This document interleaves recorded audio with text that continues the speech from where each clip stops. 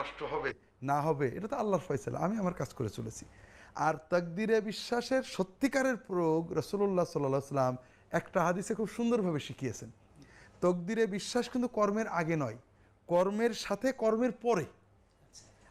তো আল্লাহর নির্দেশ কর্মকে এগিয়ে নেবে, কর্মের সাথে সাথে অহংকার এবং দুশ্চিন্তা মুক্ত করবে তাকদিরে বিশ্বাস, কর্মের পরে হতাশা থেকে আমাদেরকে রক্ষা করবে তাকদির বিশ্বাস। এটা রাসূলুল্লাহ সাল্লাল্লাহু আলাইহি ওয়াসাল্লাম একটা হাদিসে সুন্দর দিয়েছেন, বেশি বলার তো সময় হবে না। রাসূলুল্লাহ সাল্লাল্লাহু আলাইহি ওয়াসাল্লাম বলছেন, আল মুমিনুল কাউইয়্যু খায়রুন ওয়া আহাব্বু ইলাল্লাহি মিনাল মুমিনিদ দাঈফ। শক্তিশালী মুমিন আল্লাহ তাআলার কাছে দুর্বল মুমিনের চেয়ে বেশি ভালো, বেশি প্রিয়। লক্ষ্য করুন যে আল্লাহ রাসূল সাল্লাল্লাহু আলাইহি ওয়াসাল্লাম শক্তির কথা বলেছেন। শক্তির বিষয় ইমানের শক্তি, শরীরের শক্তি, মনের শক্তি, অর্থের শক্তি, টেকনোলজির শক্তি। যার শক্তি যত বেশি সে দুর্বলের চেয়ে আল্লাহর কাছে বেশি প্রিয় এবং বেশি ভালো। খায়রুন ও আহাব অফিকুল্লিন খায়ের, তার মানে এই নয় শক্তি একটু কম আছে বলে ওই মোমেন্ট খারাপ, তা নয়।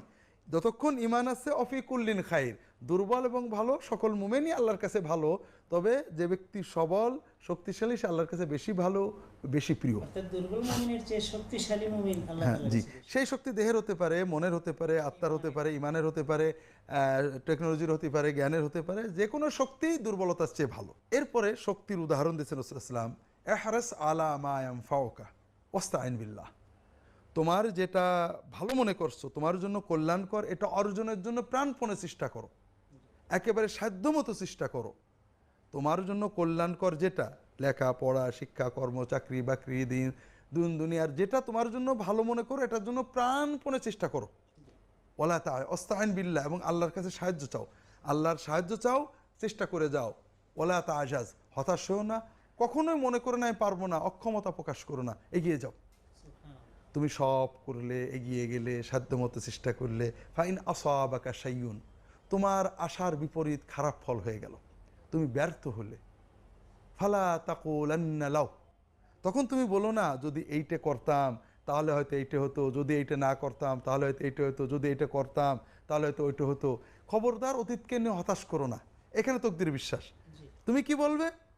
ফাইন্না লাউয়ান তাফতাহু আবওয়াব আশ-শায়তান, তুমি যখনই অতীতকে নিয়ে হতাশা বোধ করবে, আফসোস করবে, এইটা করলে হয়তো এইটা হতো, ওইটা করলাম বলে বোধহয় এই ফলটা হলো, আহা যদি ওইটা না করতাম তাহলে হয়তো এটা হতো না, এটা শুধু শয়তানের দরজা খুলে দেবে।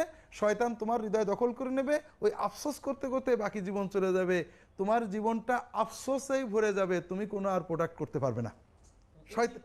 না, তোমার শয়তান তোমার কল্প দখল করে নেয়। শয়তানের দখল মানেই হতাশা, দুশ্চিন্তা, উদ্দীপনা শেষ করে দেওয়া, আল্লাহর রহমত থেকে নিরাশ হওয়া। তুমি কি করবে? ওয়ালাকিন কুল কাদারুল্লাহি ওয়া মা শাআ